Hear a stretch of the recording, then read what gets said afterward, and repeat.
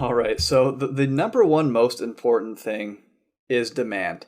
And I know that sounds super basic and high level, but we are going to break that down. So, demand is without a doubt the most important factor when you decide what product to sell. You need to know that customers are searching, looking for, and buying the product that you're going to source. That's just the most important thing. I mean, you need to make sales, you need to make money, and that's how you do it. So, demand. What falls under the broad scope of demand? So, things I look for is number of reviews. Reviews. If products have a lot of reviews, that's a telltale sign that there is a lot of demand. Now, contrary to belief, most people teach that products with a lot of reviews you need to stay away from and that they're bad and that you cannot compete with them. And that is just simply not the truth.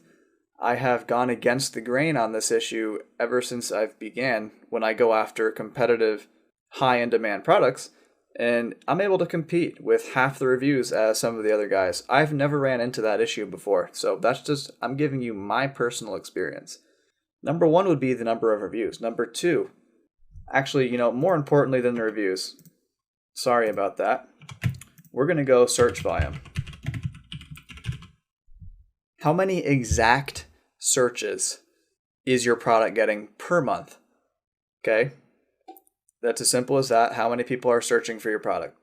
So we got search volume, reviews. Next, we got BSR. Now, what is BSR? BSR is bestseller rank.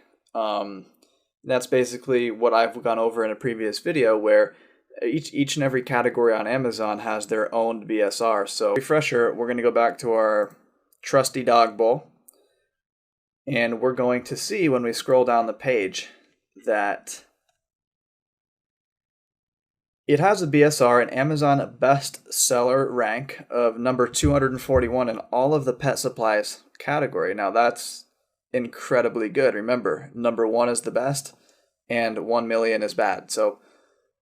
And it's also number one for a subcategory inside of pet supplies, which is dogs, feeding and watering supplies, bowls and dishes, slow feeders. So, but for our sake, we're looking at the broad category, and it's 241 in all of pet supplies. So this product is highly in demand. It sells a ton of units. It's got over 8,000 reviews.